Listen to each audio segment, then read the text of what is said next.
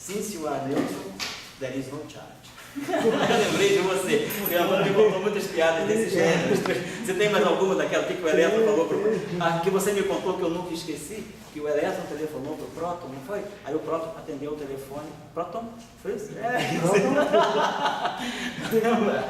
Eu lembrei, essa piada me chegou ontem por e-mail, eu lembrei de você, cara. Tá bom, esse aí é o Antônio trabalha com astrobiologia, está fazendo mestrado na Univap, né? Aqui eu tenho carioca e fez a iniciação científica, que agora está trabalhando com astrobiologia. Você está estudando o quê? Íon, lua de Júpiter? Europa, né? Então, doutor, fica à vontade para ir embora. Eu estou dando aula, tá? Sempre. Bom, então vamos voltar ao nosso ponto de reflexão.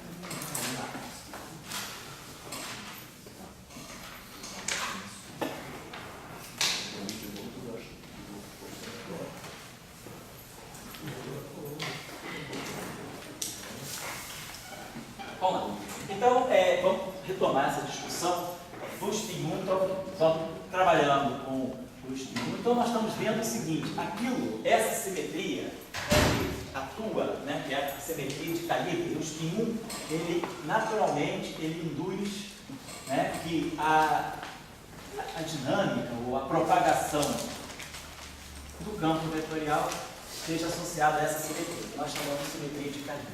A questão é, que relação essa simetria pode vir a ter com propriedades intrínsecas da matéria? Essa simetria, ela veio do espaço-tempo. Então, essa simetria aqui é uma simetria espaço-temporal. Natureza, né? Espaço-temporal.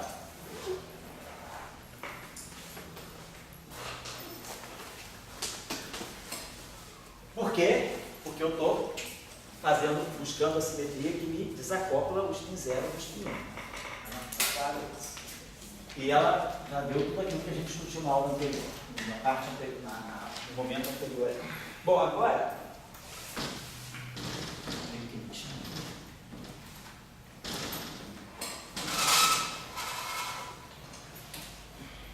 a questão é, se isso vai para a matéria, como é que esse campo se relaciona com a matéria? Então, esse campo, a minha pergunta é, ele pode interagir com a matéria, ponto 1, ele pode interagir com a matéria.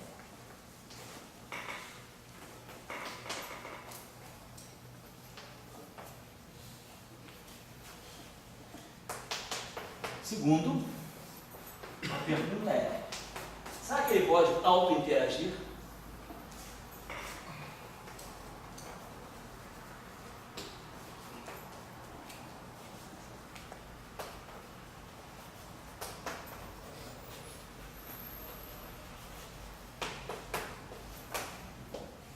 Ponto 3, então.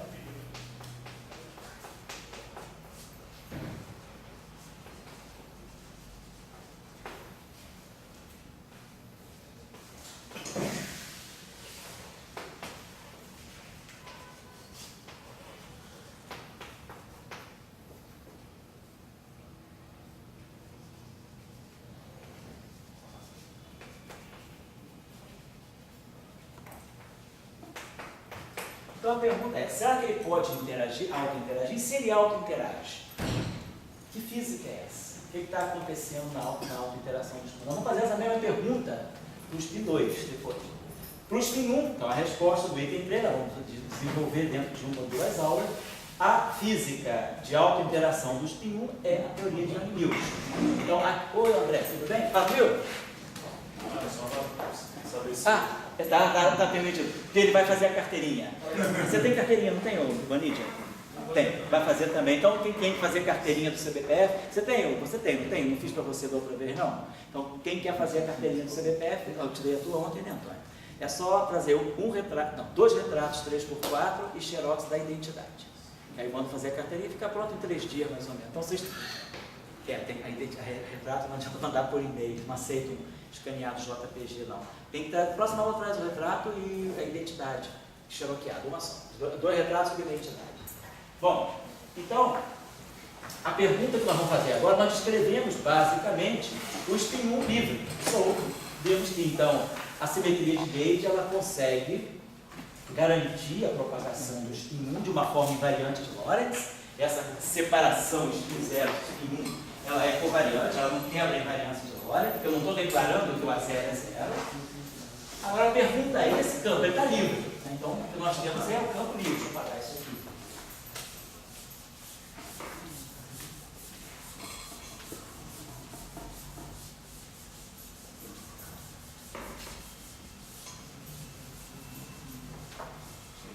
Então nós temos o campo livre. Então a propagação desse campo livre está aqui. dmi f mini igual a 0. dmi f mi kappa mais dmi f kappa mi mais d kappa f mi igual a 0. Então, isso aqui, essa identidade aqui, ela é equivalente à identidade com a parte dual. Eu posso escrever essa equação, na verdade é aquela equação onde esse f dual ele é definido como sendo meio do epsilon mini kappa lambda, kappa lambda. E aí a gente sabe que essas duas informações aqui, elas estão me dizendo que vale isso aqui.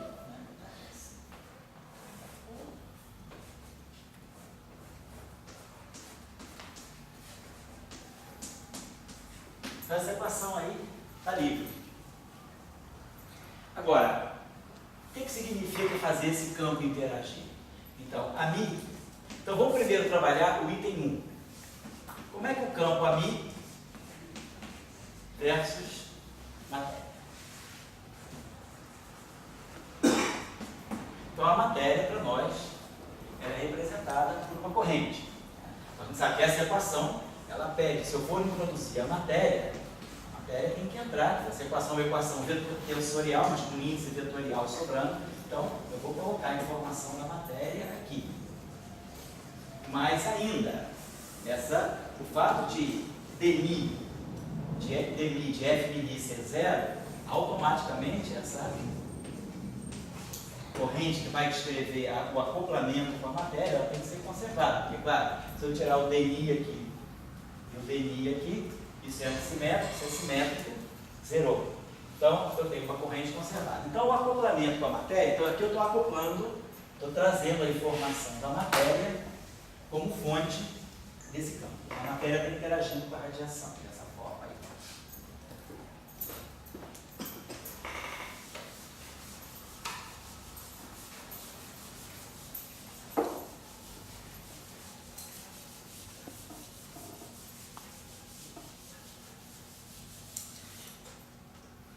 Agora, eu não vou, quem precisar fazer alguma revisão, eu vou pegar algumas coisas já usando a equação de Dirac, trabalhando com a parte de Dirac. Se alguém precisar, tem o nosso site aqui do CBPF, o nosso site do nosso, tem um servidor, eu vou mandar para vocês por e-mail, quem já quiser dar uma olhada, tem um site do professor Global, www.professor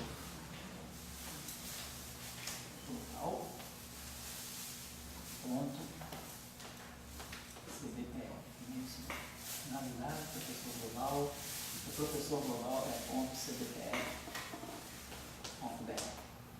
São as aulas de elétrica do período passado? Aqui no site do Professor Global tem uma barra vertical bastante grande e tem aqui o curso, tá? Tem Física 2012, tem os cursos do semestre passado, e tem também, acho que tem um curso assim, Eletromagnetismo. Tem duas bases. Esse curso de elétrica do semestre passado, ele está ou aqui ou aqui. Que aqui, esse aqui se abre em dois. Tem o eletromagnetismo clássico, que foi o curso de eletrodinâmica do mestrado, e tem o curso de QED, que foi o curso que a gente está fazendo a parte 2 agora. Aqui, então, está tudo nomeado. Vocês vão ver que tem aula lá assim, equação de Weyl, equações relativísticas, equações de Weyl, equação de Dirac. Então, toda a construção, se alguém precisar, alguma coisa que eu chamar, está tudo ali. Só dá uma olhadinha na aula correspondente, pega lá. Bom, Então nós vamos colocar aqui a corrente de matéria. Para nós, tem duas possibilidades. A gente sabe que, de acordo com o modelo padrão, a matéria básica é a matéria fermiônica. Para nós, a matéria, né, ela está ligada aos férmions. Então, a matéria é fermiônica.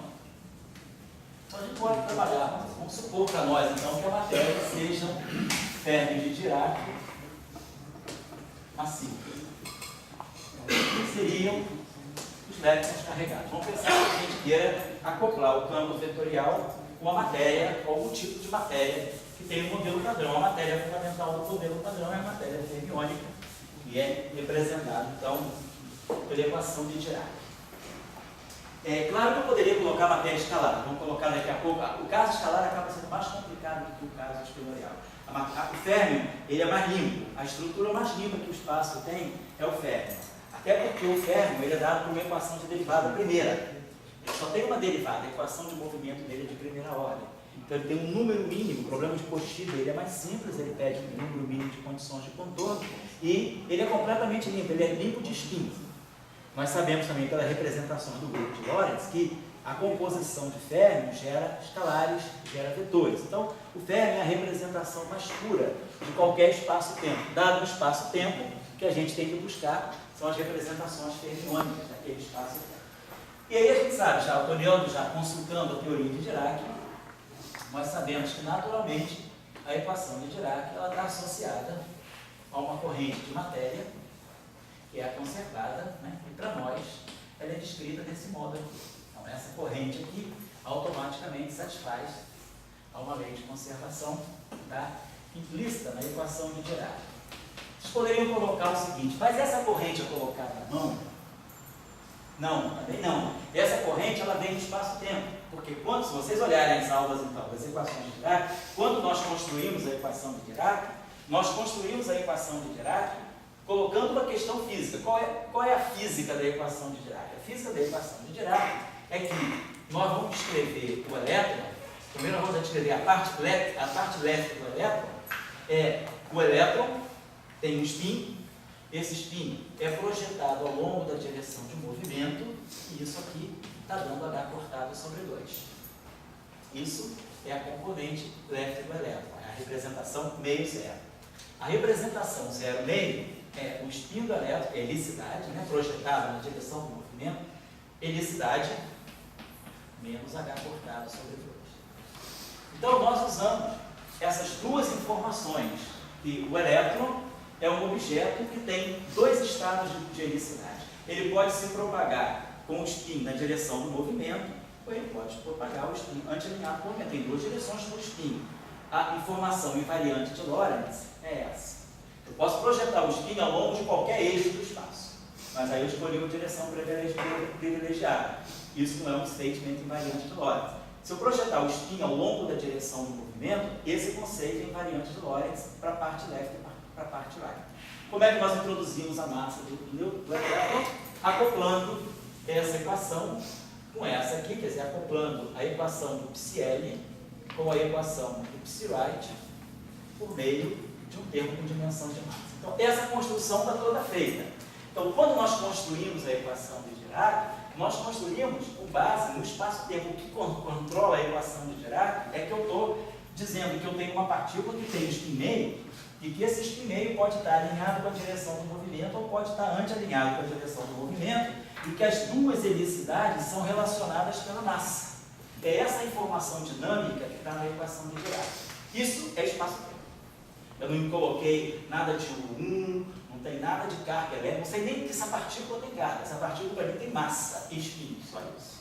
Então, esse é o conteúdo da equação de Dirac. Essa condição aqui, então isso nos leva a essa equação de Dirac. I, H cortado, gama mi, dmi, psi, menos mc, psi, igual a zero. Então eu ganho essa equação de Dirac. E aí, automaticamente, eu vejo que se eu pego essa equação, barro ela, faço as duas combinações que eu posso fazer, essa condição aqui, isso aqui é, essa condição aqui é consequência direta dessa equação. Mas o conteúdo dessa equação é simplesmente eu estou descrevendo uma partícula que tem satisfaz a essa condição? Então, portanto, ela tem massa relativista P2 igual a M2.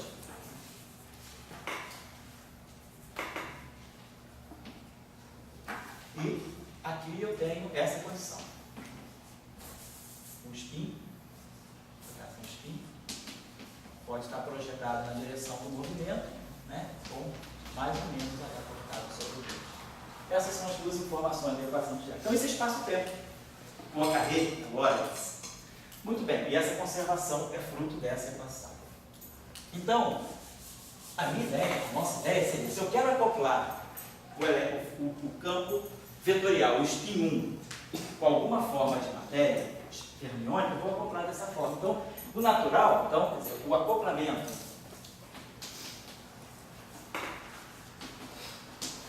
spin meio é feito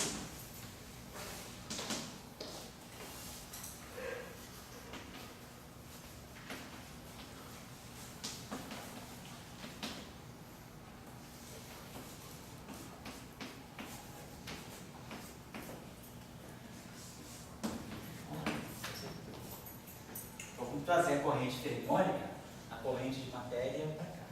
Vou colocar assim.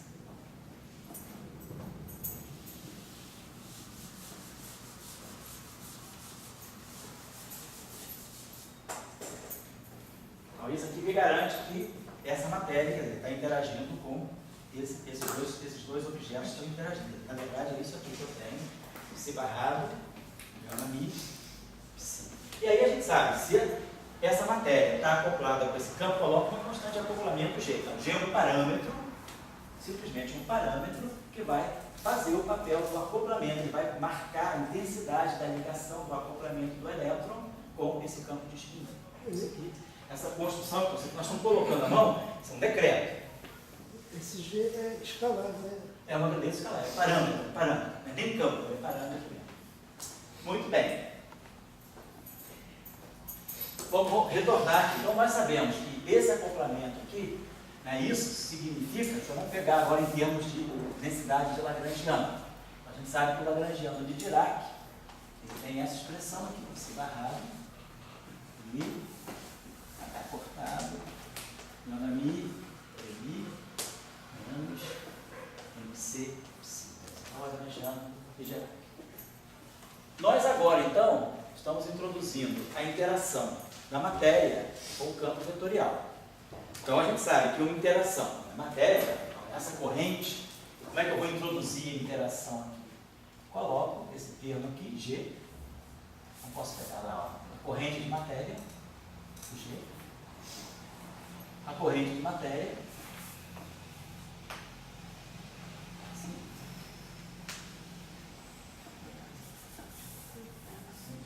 aqui, G, eu não tenha feito isso aqui. Dessa forma, eu trouxe isso aqui é uma interação, uma densidade de Lagrangiano. Classicamente, a gente sabe, quando a gente estuda eletromagnetismo clássico, a gente lembra que a interação de uma corrente com um campo eletromagnético é feita dessa maneira. Eu tenho J0 a 0 mais JI a I. O J0 é o C-ρ e o A0 é o φ sobre C. Isso aqui fica menos J escalar A. Então a gente sabe que a interação do campo eletromagnético com algum tipo de corrente, ela é desse tipo aqui. É a densidade. Isso aqui que dá justamente divergência de E igual a ρ, e isso aqui que dá o rotacional de A, o rotacional de B igual a J. Então, a gente sabe que a interação eletromagnética, a interação do campo vetorial com uma corrente, ela segue esse padrão. Que é isso que nós estamos colocando aqui. Mas no momento nós não sabemos nada, então não sabemos nenhuma relação entre a simetria do AMI, quer dizer, esse AMI que chegou aqui, ele chegou, a gente sabe que para garantir que quem está aqui é o spin 1, que o spin 0 não está aqui, esse AMI ele está ligado. Essa simetria aqui. Tem essa simetria, traz essa simetria para cá. Bom, então, usando aquela expressão lá que a gente tem, né, vamos escrever isso aqui de uma outra forma. Vamos escrever isso. eu abrir isso aqui um pouquinho mais, vai ficar assim, ó. I, H cortado, gama mi, separado, gama mi, vamos fazer o seguinte aqui. Esse gama mi, ó, tá aqui. Então, vamos aproveitar esse termo aqui, vamos riscar, deixa eu apagar isso aqui, depois a gente faz aqui. Vamos fazer o seguinte.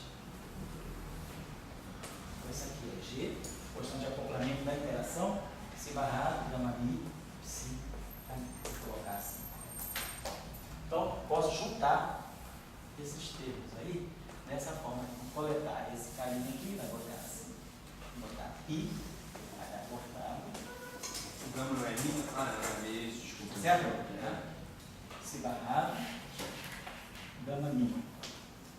Aí aqui vamos ter o dmi, está atuando no psi, estou proporcionando esse termo aqui. Agora, esse termo aqui, eu já fatorei o psi barrado, já fatorei o gama mi. Então, eu vou colocar aqui mais o i, menos, na verdade, né? Menos i, g, para poder gerar aquele termo mais, sobre h cortado, a mi, e aqui tudo psi. Certo? Então ficou IH cortado, psi barrado, gama mi, dmi, psi. Menos I com I dá 1, então fica o H cortado, cancela. Aí fica G, psi barrado, gama mi, psi na mi. Então essa interação eu pude incorporar num termo único, para colocar assim. E aí o termo de massa se separa para cá. Então o que a gente está observando é que eu consigo trazer o efeito, a interação eletromagnética, a interação do campo vetorial com a matéria, depois é que a gente vai interpretar isso como eletromagnetismo, a interação desse campo vetorial com a matéria, ela me coloca o campo amigo aqui. Não, isso é só um mero reagrupamento de termos, não tem nada aí. Agora, a questão é, eu sei que esse amigo tem que ter uma simetria, sei que esse amigo traz uma simetria para garantir que quem está carregando aí, quem está interagindo com o ferro, é um spin 1. Então, eu não posso abrir mão dessa simetria. Essa simetria tem que estar presente nessa equação.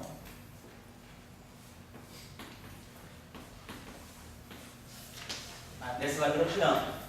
Mas agora, claro, se eu mudar o ami, as equações de Maxwell, lá nós vimos que mudaram. A linha mi, a mesma coisa. O F menino não sente nada, mas o F menino está presente aí.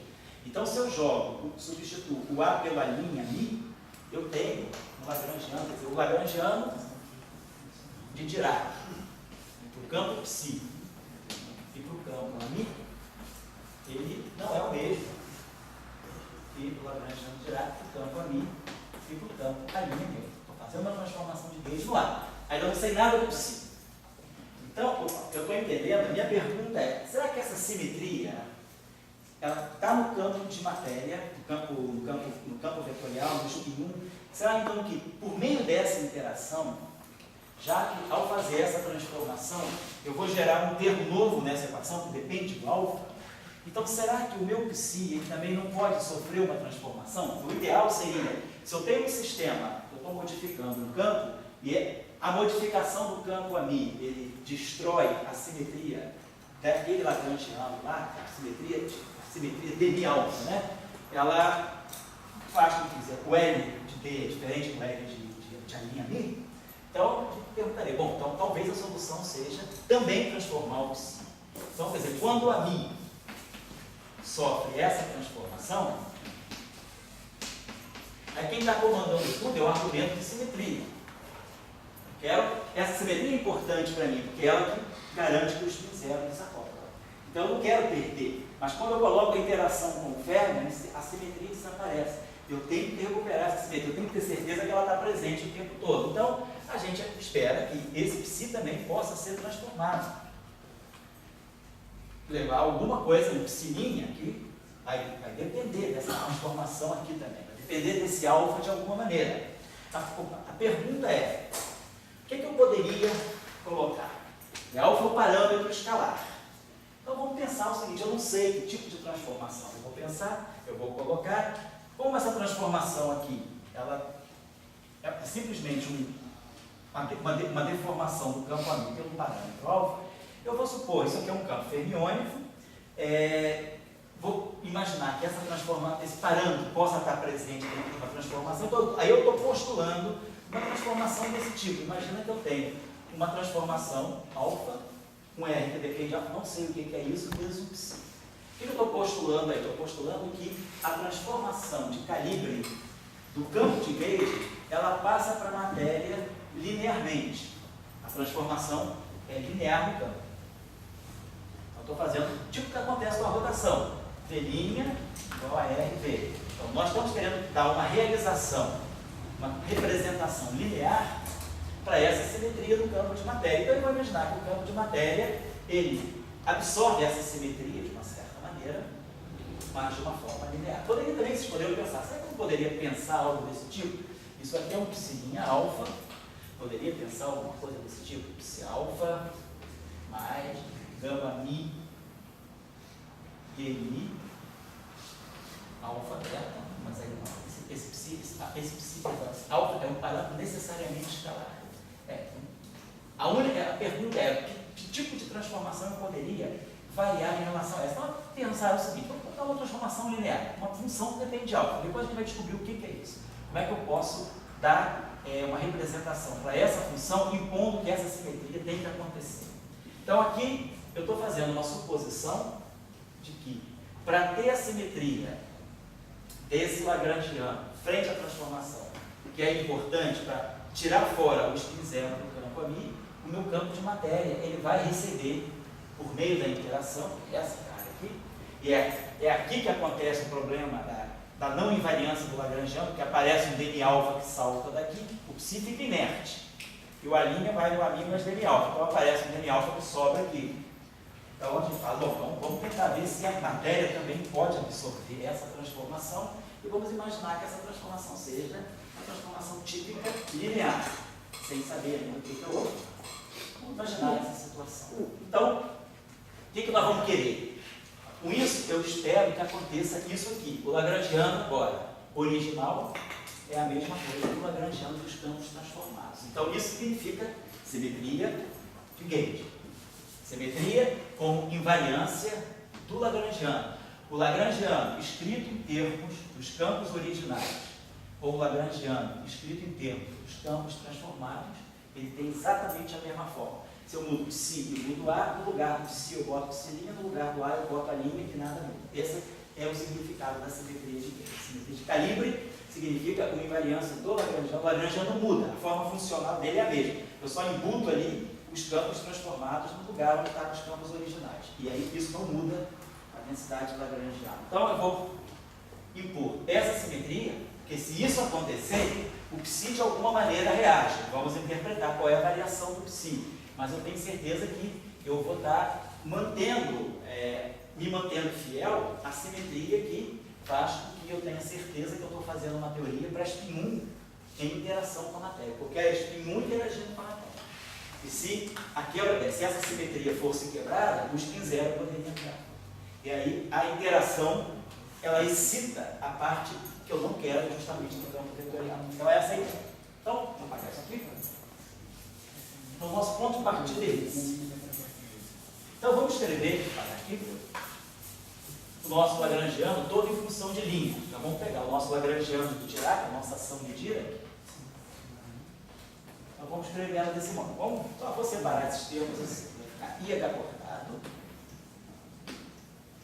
psi, linha, barrado. Bom, eu estou supondo que todo mundo lembra o que é o barrado da equação de Dirac, é o W/0. Eu estou escrevendo a equação toda para os campos linha, tudo transformado.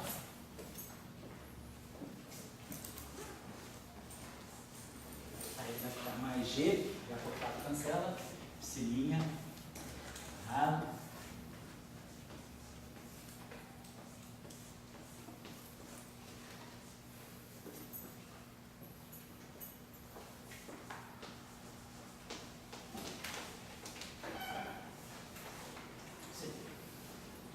Bom, então nós vamos ver o seguinte, a transformação que nós queremos ter é essa aqui.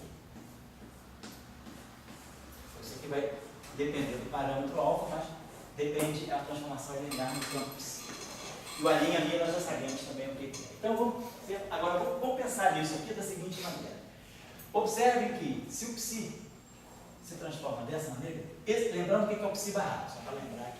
O psi barrado é o psi d'águia gama zero.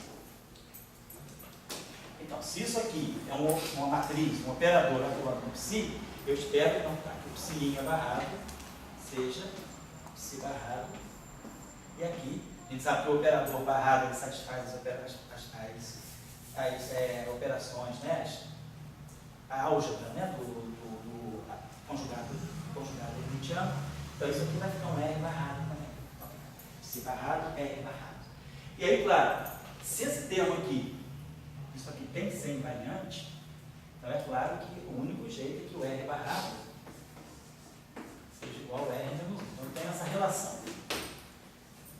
Esse R barrado tem que ser o R menos 1, porque aí garante que esse termo aqui, que não tem nada a ver com esse termo aqui, que é um termo cinético, é um termo de interação, esse parâmetro M não está presente em nada de lá, então não tem como esse termo, do ponto de vista das transformações, se misturar com aquele. Tem um parâmetro lá que mistura. Então, a invariância já me impõe que o psi barrado tem que ser. Agora, observe uma coisa. Até seria melhor. Desculpa, eu vou fazer isso aqui. Vou voltar aqui, vou manter daquela forma. Perdão, eu acho que fica mais claro.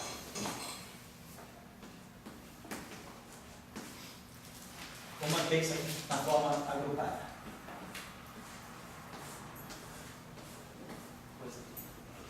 Então, o que a gente está observando é o seguinte: se esse termo aqui, se as transformações desses dois termos têm que se bater, tem que acontecer isso, aqui, deixa eu apagar isso aqui então, tá? Basicamente, o que está acontecendo aqui é isso. Esse carinha aqui, ele traz um R menos 1 na hora da transformação. Fica, esse termo aqui ele vai ser o psi barrado R menos 1. Então, pode não falar. Eu não sacrifiquei o R menos 1. Pelo seguinte, ó, desse termo aqui, o psi, linha, é o R de alfa, psi, vamos só tirar isso aqui, psi, linha barrado, é isso, psi barrado, R barrado. R barrado é uma operação no espaço exteriorial, é o conjugado hermitiano dessa matriz, em princípio, desse gama zero. Só que esse objeto aqui vai bater em cima do R. Então, como esse termo aqui é invariante, o R barrado tem que ser o R menos 1. O único jeito é que R barrado seja identidade. Então esse cara tem que ser um inverso desse. E aí aqui então aparece o R menos 1. Então o que está acontecendo para nós aqui é o seguinte: esse termo aqui, todo, ele tem basicamente que tem que ter um R. Então basicamente esse termo aqui, tudo isso aqui também tem que trazer um R. Então isso fixa, né? Que mesmo com um campo de calibre, com um spin 1 ali dentro, aquele total, tudo no final do dia, ele tem que transformar com R para poder matar esse R menos 1. Tá? Então vamos pensar a seguinte coisa. Para nós, então, vai acontecer isso. DI menos IG sobre H cortado, a linha ali, psi',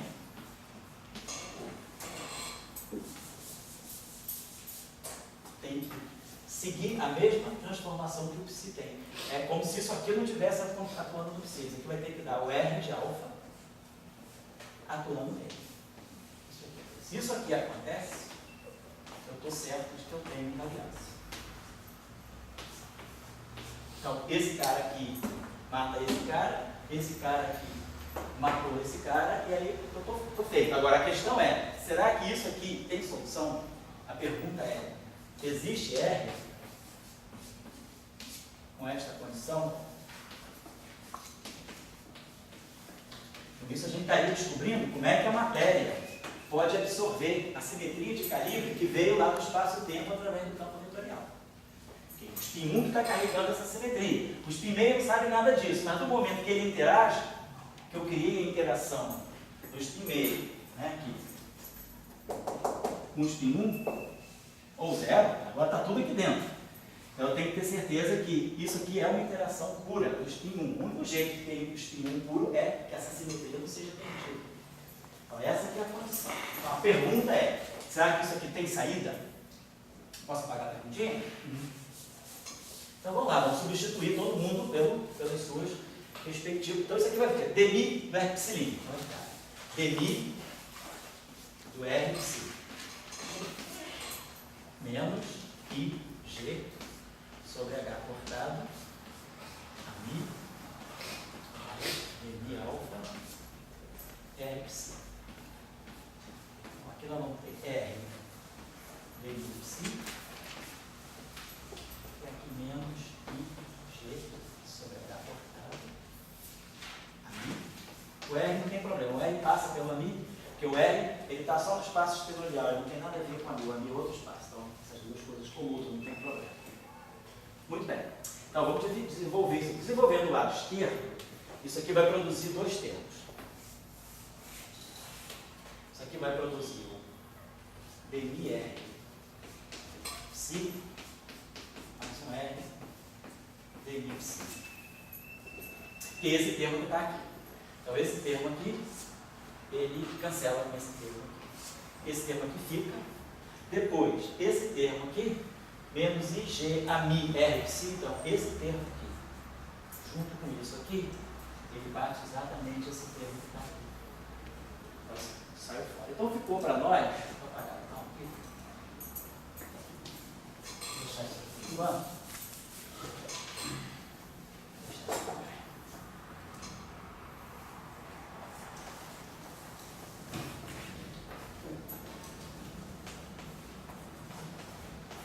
Vou deixar esse lado aqui, para quem vai precisar depois se referir a ele de novo. Então, o que sobrou para nós, está segurando, está vinculando, né, a existência do R, é essa equação aqui. A derivada do R vezes psi menos IG. Esse termo aqui menos IG sobre H cortado dmi alfa psi é igual a zero. Esse termo aqui cancelou. Esses três aqui se cancelam, né? Sobrou só isso aqui, menos IG sobre H cortado dmi alfa psi. Deixa eu apagar isso aqui. Então, claro, isso aí é independente do psi. Eu quero uma condição sobre R, independentemente do psi. Então, isso aí vai valer para qualquer psi. Então, eu imagino que a condição forte que eu saia daqui, eu estou supondo que psi é diferente de zero, isso aqui vale para qualquer psi. Então, a gente basicamente ganha isso aqui, né? dmi-R sobre R igual a IG sobre H cortado dmi alfa. Então, tudo bem, que a gente pode imaginar derivada dessa função sobre a função, isso aqui é como um derivada do logaritmo de R. Então, R é uma função por... R é uma função de alfa. E alfa é uma função de x, claro. Mas a função é literalmente uma função, não é uma matriz, um tensor, nada. Não, poderia até ser uma matriz, mas é uma função. O que é importante para nós é a derivada. R é menos 1. Quer dizer, vamos pensar que isso aqui é no termo matricial. Vamos levar em conta essa observação que é importante sim. Vamos supor então, que esse alfa que é o 1, então eu posso escrever essa equação desse modo. R é menos 1. E R é igual a IG sobre H cortado.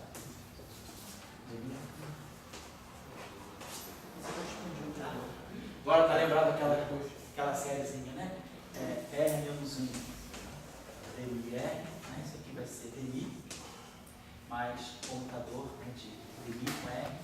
Então, pensa, se isso aqui é um exponencial, então, isso aqui, não sei o que é isso aqui ainda. Vamos deixar assim, vamos nem cogitar o que é, vamos deixar bem geral. Tem essa expansão aqui. Qual é a possível solução para isso? Vamos pensar assim. Então, eu tenho vamos imaginar, por exemplo, que isso aqui não fosse uma matriz, só para a gente ter uma primeira ideia de uma construção. Se isso aqui não fosse uma matriz, então é como eu estava indo nessa direção. Suponhamos que esse R não seja uma matriz, seja simplesmente uma função de alfa.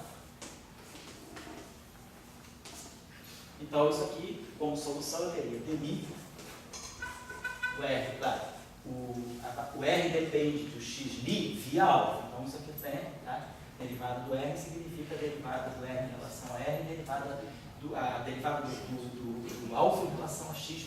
Então temos isso aqui, vamos colocar isso desse modo. Então isso aqui está indicando para nós que provavelmente teria algo, vamos ver se aqui seria uma solução, log de R igual a alguma coisa do tipo IG sobre H cortado alfa. Solução, isso aqui é, então seria o R seria algo do tipo exponencial de IG sobre H cortado alfa. Então isso aqui claramente é uma solução dessa equação. Se eu derivar, então se eu fizer essa operação aqui, derivar isso aqui, não tem nenhuma matriz aqui, isso aqui é uma exponencial nula mesmo, só no parâmetro alfa. Se eu fizer essa exponencial aqui, derivar essa exponencial, colocar aqui e jogar aqui com a derivada de alfa multiplicado por R, quer dizer, a derivada da exponencial é a própria exponencial, esse R que está aqui aparece que está aqui, e aqui eu vou gerar o I, G, então isso aqui exatamente satisfaz essa equação. Então se o R não é uma matriz, se o R é simplesmente uma função de alfa, eu já tenho uma solução. Então uma primeira, deixa eu apagar isso aqui, uma primeira solução seria nós pensarmos que psilin, então, a transformada, então aquele parâmetro que vem do espaço-tempo para garantir a propagação do spin 1, ele chega na matéria impondo essa transformação aqui.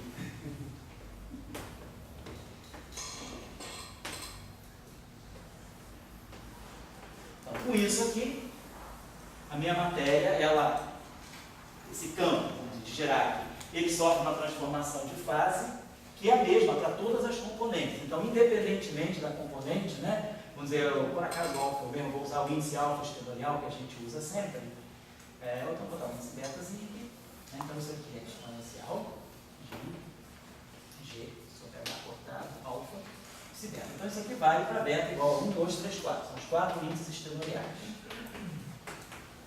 Eu estou no espaço exponencial. A pergunta poderia, como o Pedro levantou, por que eu não poderia, talvez, pegar uma matriz no espaço espinorial, uma matriz 4x4, no espaço espinorial, que satisfizesse também, que ao mesmo tempo que fizesse essa transformação de fase, misturasse os componentes, porque aqui a gente está observando que cada componente se transforma da mesma maneira. Isso aqui é replicado para psi1, psi2, psi3, psi4. Poderia acontecer de eu ter uma matriz aqui que pudesse automaticamente, poderia algo desse tipo, vamos perguntar aqui, será que eu poderia ter algo desse tipo, né? Psilinha alfa igual a um R alfa beta beta. Isso aqui dependendo do parâmetro alfa. Poderia, em princípio, ter isso aqui também? Sim, poderia. O que isso aqui estaria me dizendo? Isso aqui estaria me dizendo que, ao fazer essa transformação no espaço exponencial, eu estou misturando as componentes do psi. O que nós teríamos com isso? A pergunta é, fisicamente, será que isso aqui é melhor? Matematicamente não teria grandes objeções, mas fisicamente estaria acontecendo. Se, aí agora a gente tem que entrar com o dedo da física. Vamos colocar assim, então só para entender. Nós conseguimos trazer para a matéria uma informação que veio da simetria de calibre do spin 1 no espaço-tempo. Então a matéria absorve esse parâmetro. O que eu quero fazer com isso? Então, o que nós vamos querer escrever com isso? Então, nós já entendemos que esse spin 1, esse campo aqui, com essa simetria, então, no final de tudo, deixa eu só recapitular aqui, no final de tudo, nós temos essa simetria aqui.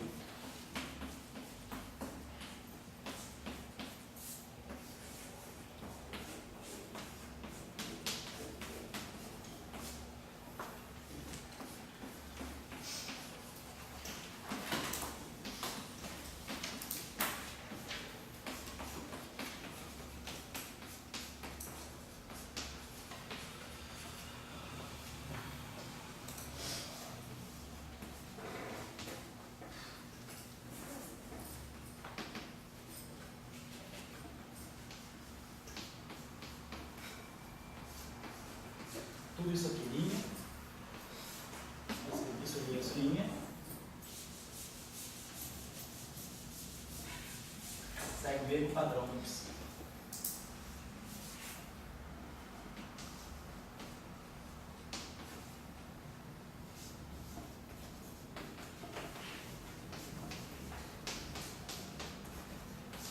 Então, com isso aqui, tenho certeza que eu tenho spin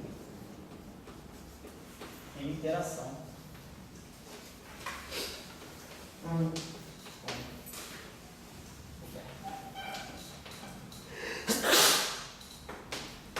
Então isso aí está, vamos dizer, mais ou menos tudo arranjadinho para eu descrever interação eletromagnética. O que a gente espera? A gente espera que a equação de Dirac massiva descreva o elétron e o pósitron.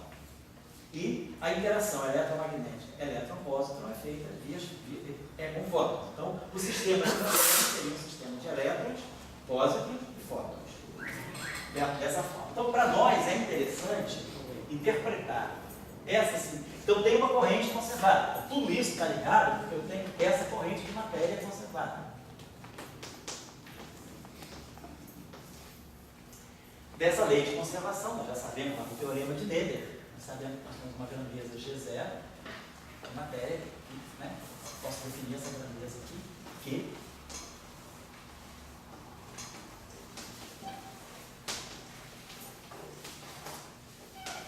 De tal maneira que a derivada temporal dessa grandeza é zero. Eu tenho uma conservação de uma certa carga.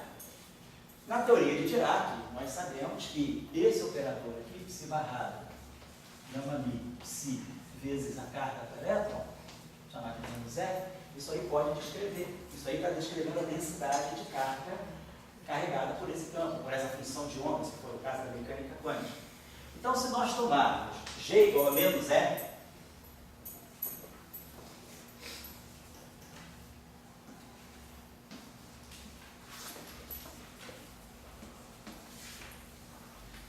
chamando de menos E a carga do elétron, é positiva, é 1,6 vezes 10 a menos 19 por 1. Então, se nós tomarmos aqui menos E, então nós estamos descrevendo uma corrente eletromagnética, uma corrente elétrica, eletromagnética, interagindo com um campo vetorial. Então, isso aí está pronto para ser um sistema eletromagnético. Então, é claro para mim que essa carga aqui, quer dizer, essa formulação, ela fica, né? Ela entra como uma luva na descrição eletromagnética do elétron, pela equação de Dirac, com o fósforo pelo campo amigo. Bom, aí a questão que fica é, o elétron, o campo do elétron é único. As quatro componentes escrevem a mesma partícula, tem quatro componentes escrevendo a mesma partícula. Então isso me deixa à vontade de não precisar introduzir a matriz R. Deixa a R como sendo exatamente essa solução, que não é matricial, já está boa. Por quê? Porque isso me diz que todas as componentes se transformam com a mesma carga. Eu não tenho uma mistura de componentes. Então, é natural que esse objeto aqui, as quatro componentes, estejam escrevendo a mesma carga. Então, a solução R não matricial, vista essa interpretação, é plenamente compatível. Então, o que nós acabamos de ver é que uma simetria que é do espaço-tempo, ela consegue passar para o setor de matéria. E no setor de matéria, ela chegou sob a forma de uma fase. E aí, é claro, se a simetria, né, é bastante clara no sentido de que as transformações de fase, né, no final, se esse psi for uma função de onda, o módulo não se altera. Então, é uma transformação que altera a função de onda, mas que não altera a distribuição, as amplitudes de probabilidade.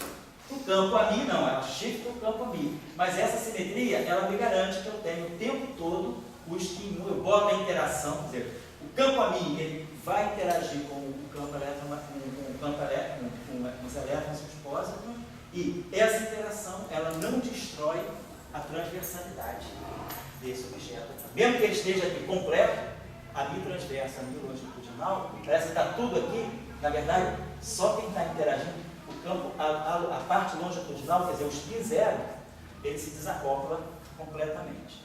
Deixa eu apagar isso aqui. O desacoplamento dele, então, é assegurado pela invariância desse lagrangiano, que eu posso fazer a transformação que eu quiser, e mais uma outra coisa ainda, se a gente imaginar isso aqui, a interação é desse tipo. Desculpa, eu não vi da última expressão, não pode misturar as componentes. Porque eu estou querendo, a minha interpretação é que esse objeto aqui... Porque o demi nem o ami vão misturar, então... o demi nem a mi vão misturar, mas mais ainda, a interpretação física mesmo é que eu quero que Esse campo, as 4 componentes dele, se transformam exatamente iguais porque elas têm a mesma carga. Eu tenho um objeto de carga única. Eu não gostaria de ter componentes com cargas distintas. Se eu tivesse uma mistura, o que a gente espera? O que a gente sabe da natureza? Todo objeto da natureza tem uma carga eletromagnética bem definida. Nós não temos superposição de estados de cargas diferentes. Cargas, ela define uma regra de superseleção. Toda partícula da natureza tem uma carga bem definida. Não tem uma partícula que tem probabilidade de ter carga 1 ou menos 1. Ou era 1 ou menos 1. Então, isso é o que a gente chama de uma regra de superseleção. Tem que os estados físicos, eles têm uma massa bem definida, não tem uma superposição. Um estado ele pode ter probabilidade tanto de ter massa tal ou massa tal. A massa é bem definida, o spin é bem definido, não a componente do spin, mas o valor do spin e a carga elétrica. Então, isso são regras de superseleção, que a gente chama na mecânica quântica. Bom, então, a regra de superseleção me impõe que se eu tivesse uma mistura, eu teria uma combinação de componentes com elementos de matriz misturando elementos de carga. Então, eu não teria exatamente uma regra de superseleção. Então, a imposição de que eu não misture tudo é que todas as componentes tenham uma carga só e a carga é bem definida. Todo mundo escreve uma partícula de carga. Eu entendi, mas aí eu trocar o G pelo E... Não, só coloquei o G pelo E para dizer o seguinte: esse G é um parâmetro de interação. Como é que eu posso dizer que eu tenho interação eletromagnética? O que caracteriza a interação eletromagnética? Então tudo bem, mas aí o G tem... Todas as componentes têm a mesma carga e o G mistura. O G não é carga. O G é uma constante de acoplamento. A carga é uma outra coisa, a carga é isso aqui. Certo. Então, mas aí você disse que o R não pode misturar as componentes porque poderia ter componentes com cargas diferentes. Isso. Mas não tem componentes com cargas diferentes, todas têm as mesmas. Você não tem componentes de carga diferentes, mas você teria pesos diferentes. Você teria isso aqui, ó. R alfa beta, psi beta. Então, se você tivesse uma matriz aqui, toda a matriz carregaria o elemento E, mas você teria componentes com combinações distintas, de pesos distintos dos termos de carga. Então, isso aqui estaria te dando. Você não teria exatamente todas as componentes com a mesma carga. A carga, se ela define uma regra de superseleção, vamos ver, mecânica quântica. O que é uma regra de superseleção? A regra de superseleção é representada por um operador hermitiano que comuta em todos os observáveis do teu sistema. Tem que ser todo estado físico tem que ter aquele valor bem definido. Então, todo e qualquer estado, ele tem que comutar com todos os observáveis do teu sistema. Quando você define um estado quântico, você pega o que a gente chama de um conjunto completo de operadores maximamente constantes, você tem que pegar todos os operadores que possam ser medidos simultaneamente. Quer dizer, então, o meu estado tem massa comuta com spin, comuta, eu posso dar a massa, posso dar o spin, posso dar a carga, posso dar os spin isotópicos. Eu vou pegar todos os números quânticos que correspondem a grandezas que possam ser simultaneamente medidas. O meu estado é isso aqui. Todo estado ele tem que ser caracterizado também pelo valor bem definido de certos objetos com a regra de superseleção. Então, se você define, se você pega esse campo, se você faz, então, se está um sistema de referência, você pega o psi 1, psi 2, psi 3, psi 4. Se você faz uma transformação e vai com outro sistema de referência, agora o teu psi' 1, ele teria R1, psi 1, mais R12, psi 2, mais R3, psi 3, mais R4, psi 4. Dependendo desses valores desse R, você teria pesos diferentes para diferentes componentes. Então você teria combinação, você não teria a certeza de que todos esses estados, eles seriam, essa matriz não estaria, na verdade essa matriz não estaria comutando com tudo aquilo que ela deveria comutar, que é o operador de momento, que é o operador, se você está no espaço de Dirac, na equação de Dirac, o que é o teu operador de momento? O que é o teu operador de energia? Você teria matrizes gama que não estariam comutando com a matriz. Porque se essa matriz aqui é uma matriz de espaço espanhol, tem que ser uma combinação de matrizes gama. E as matrizes gama não comutam entre si. Então você não teria uma comutação desse R aqui, por exemplo, com aquilo que é o operador de momento da equação de Dirac, com aquilo que é o operador de energia. Então você perderia essa característica de que a carga elétrica é uma regra de superseleção. Você tem um caso especial, onde o psi, por exemplo, uma base Sim, de psi são mas aí você estaria fazendo isso no sistema de referência especial. Isso quebraria a tua simetria. Isso tem que ser universal. Tá. Bom? Obrigado. Você Fala. é que você está usando um argumento muito matemático para um negócio que quando você botou ali, eu sinto que é muito físico esse negócio do peso da interação. Tá. O G, quando você põe ali no início na Lagrangiana, Isso. é o peso da interação da matéria. Se for uma matéria, quanto ela tiver vários pesos diferentes para para a mesma interação não é a mesma matéria, né? É claro, se você mudar a carga, uma coisa é o elétron, outra coisa é o pi. Pois é, se forem vários Gs, Se você, fisicamente falando, perde. na verdade, você não muda o G. A constante de acoplamento de toda a universalidade da interação eletromagnética está no fato de que todas as cargas são múltiplos de G. O que você pode mudar é a intensidade do acoplamento, mas essa era uma questão que chamou a atenção de Dirac. Dirac, em 1928, quando ele escreveu a equação do elétron, a grande pergunta que ele se fez foi: por que é que o próton tem exatamente menos a carga do elétron? Por que o próton não tem uma outra carga? O que acontece que as cargas se replicam? Então, a universalidade da interação eletromagnética está no fato de que a carga o valor é para todo mundo. O que você pode mudar é 2E, menos E, 3E, 0E. Você pode mudar o valor, mas ela é sempre múltiplo de uma grandeza fundamental. E é essa grandeza que te dá justamente a constante de estrutura fina. Então, a universalidade da interação eletromagnética está nisso aqui. Toda e qualquer partícula carregada, quando você tem isso aqui,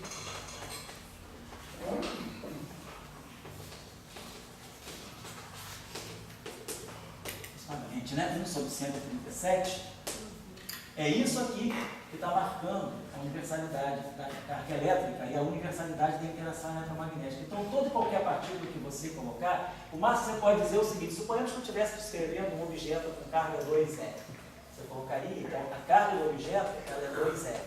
A carga do elétron é menos E. A carga do próton é menos E. É mais E, né? Estou botando aqui da E, então é mais E. É positivo para mim. Então, quando eu coloquei o G é um parâmetro livre. Mas quando eu digo que o G é exatamente menos a carga do elétron, eu estou dizendo isso é interação eletromagnética. De um próton. Você disse que é menos a carga. É interação eletromagnética, nesse caso do elétron. Estou falando menos E, eu estou colocando que é positivo. Então, menos E é negativo, é a carga do elétron. Se eu colocar agora mais E, eu estou descrevendo a interação eletromagnética do próton. É sempre a interação eletromagnética, só muda o valor da constante que multiplica o parâmetro E. O parâmetro que está aí é o E.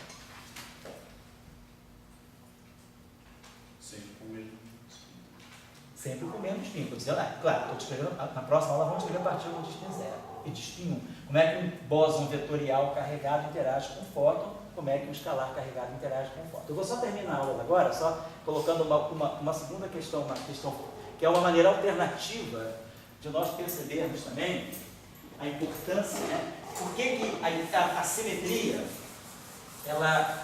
essa simetria de calibre, ela está ligada sempre à propagação do spin 1. A lógica dessa construção que nós fizemos aqui foi a seguinte: desde o início, eu botei o spin 1 como sendo, vamos dizer assim, um elemento contador da história. Tudo começa com o spin 1. Eu separo o spin 0 do spin 1, vejo que o spin 0 não tem futuro, o spin 1 tem. Boto o spin 1. Construo a dinâmica do spin 1. Beleza. Faço o spin 1 interagir com a matéria. Chego a essa descrição aqui. Próxima aula vamos começar a botar o spin 1 em alta interação. Aí vai sair Young Lewis. Young Lewis sai quando você diz: e se esse campo interagir com ele mesmo? Aquela corrente, ela não vai depender só da matéria, ela vai depender do próprio ar. Então eu tenho alta interação. Aí é que a gente vai gerar Young Lewis. Mas, por enquanto, é a matéria. Então eu sempre coloquei, desde o início, que eu tenho o spin 1 coordenando a propagação desse campo vetorial, então tudo está com o spin 1. Vamos colocar, e nós entendemos dessa construção, como que a simetria que define que segrega o spin 1, ela entra no setor de matéria. Nós entendemos que no setor de matéria ela entra via uma fase. Tá certo. Vamos passar agora a pensar de uma outra forma. Pegar um outro ponto de vista. O outro ponto de vista é o seguinte: suponhamos que eu tenha, independentemente de escrever Lagrangiano, de Dirac, escrever qualquer coisa, suponhamos que eu tenha uma densidade lagrangiana que dependa de campos de matéria. Eu vou chamar essa matéria de φ. Pode ser qualquer campo.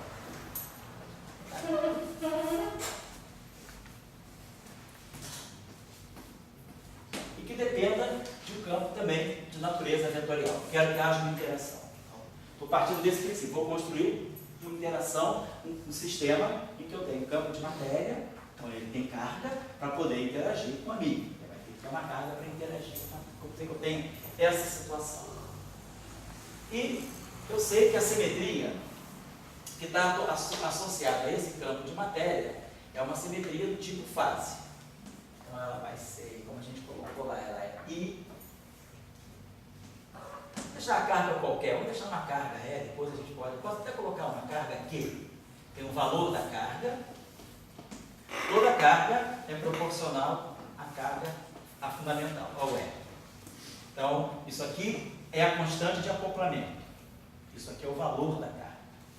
Então, a carga pode ser, se Q for igual a menos 1, eu estou descrevendo, por exemplo, o elétron. Se o Q for igual a mais 1, eu estou descrevendo uma partícula pósitron, por exemplo. Então, Q é o valor numérico que multiplica a carga fundamental. Então, essa carga pode ser menos 1, mais 1, não importa. O E é a constante fundamental. É a constante, no fundo, é a constante de estrutura fina. Se é aqui, é ligado ao raiz de alfa. Então, é isso que é a intensidade da interação eletromagnética está aqui. Aqui simplesmente é o valor da carga. Bom, então essa é a transformação de fase infinitesimal. Opa, perdão. Eu estou dizendo que no fundo essa transformação aqui é isso aqui. É a versão infinitesimal dessa transformação.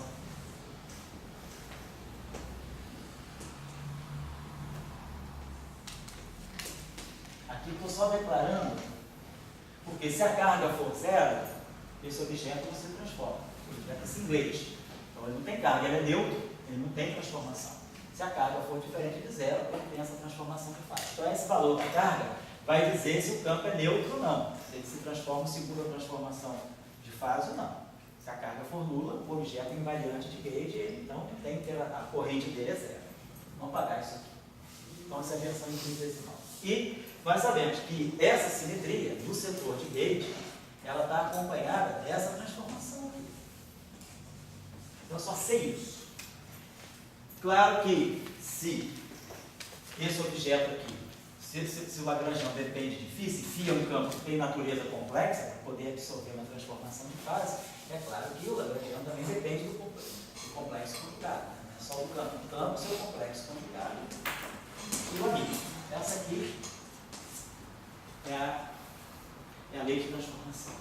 E aí eu vou dizer o seguinte: eu quero que essa, independentemente da forma, não conheço a forma do Lagrangiano, eu quero que esse Lagrangiano seja invariante. Então eu quero que uma transformação de Gauge atuando em L igual a zero. Certo? Todo mundo lembra do teorema de Leibniz lá, né? Todo mundo lembra, quem não lembra vai lembrar, dando uma revisãozinha. Teorema de Leibniz para campos clássicos. Quando a gente tem um conjunto de campos, se transforma, obedece às equações de ordem Lagrange.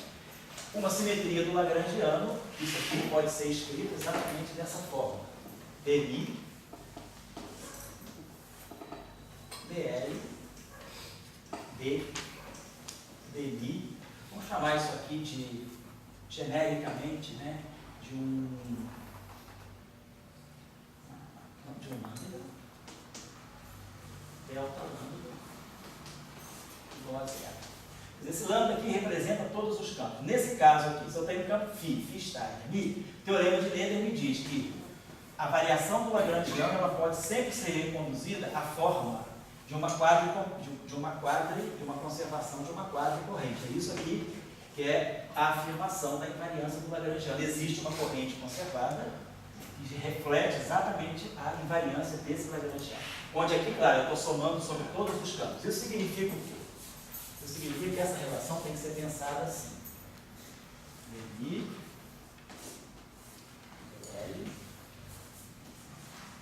dl, dI φ, delta mais L, dI φ está, delta φ está. Tem que fazer isso para cada campo que está presente no meu Lagrangiano.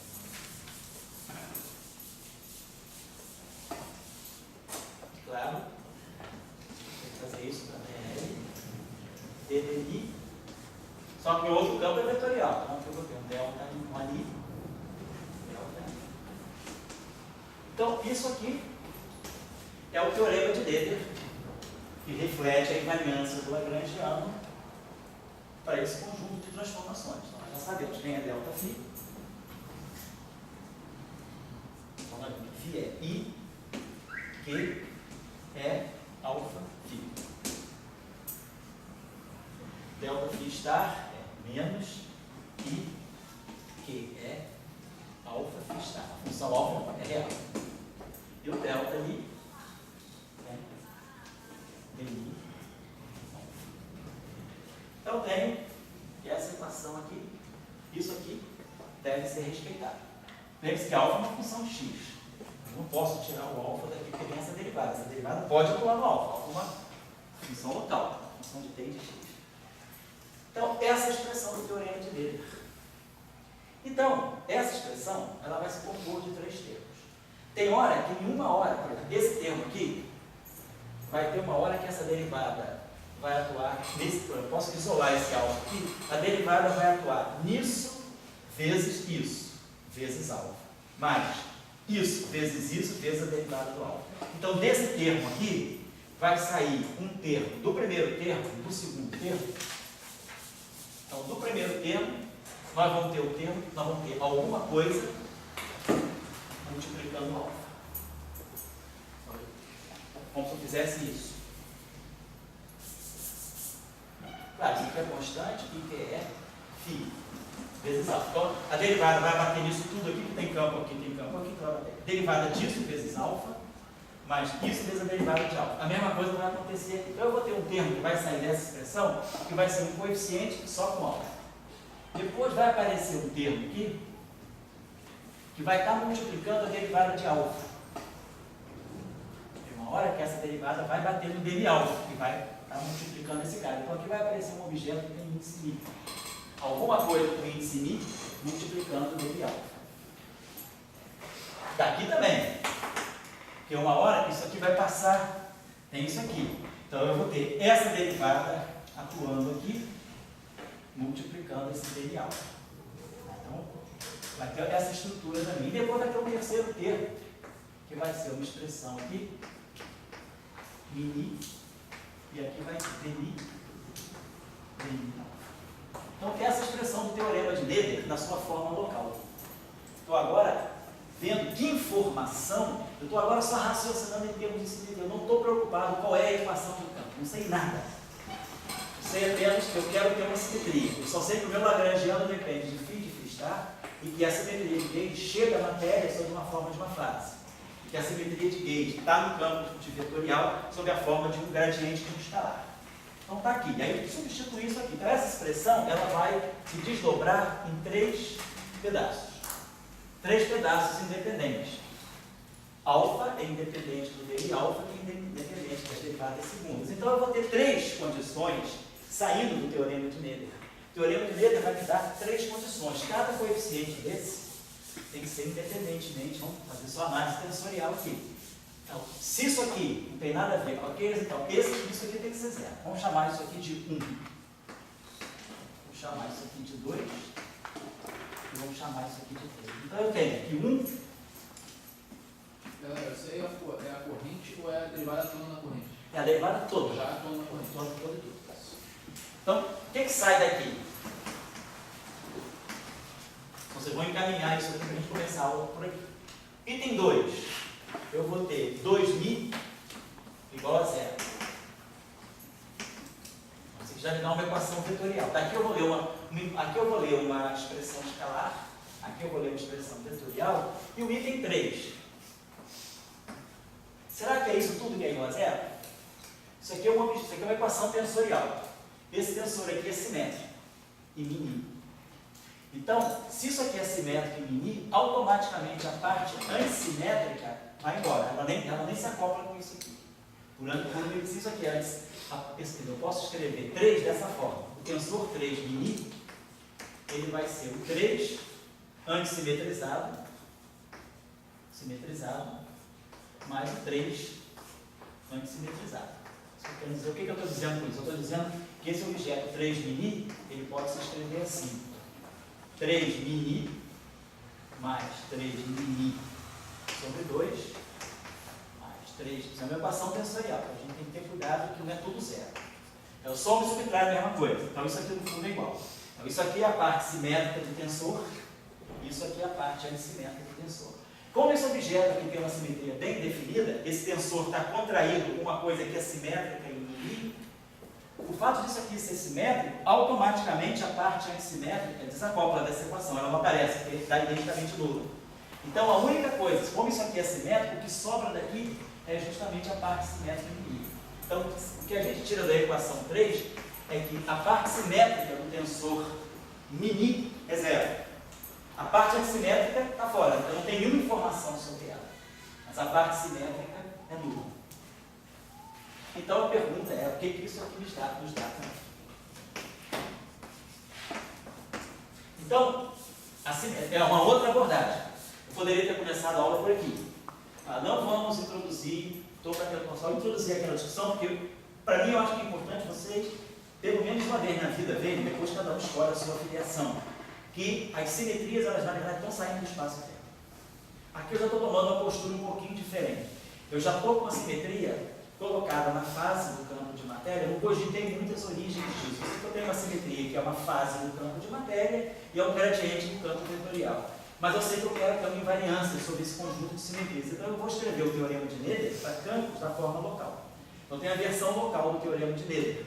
Então a pergunta é, quando o teorema de Noether está na forma global, o que a gente tem é isso aqui, ó, dmi de dl, dmi, φ, delta φ igual a zero. Se o parâmetro é local, isso aqui é i, q, é alfa, φ, esse alfa é global, ele sai. Então esse alfa é genérico, sai daqui. Então eu ganho uma equação de conservação imediatamente, que é o que sai, que é o teorema de Noether, que é esse mesmo global. Ele só me dá essa informação. Ele só me diz isso mais nada. Mas agora, como eu tenho uma simetria local, eu estou revisitando o teorema de Noether na forma local, eu ganho 3 informações simultaneamente. Então, essa informação, o que ela vai me dar? Essa informação que ela vai me dar? Essa informação que ela vai me dar. Então, só para não deixar muitas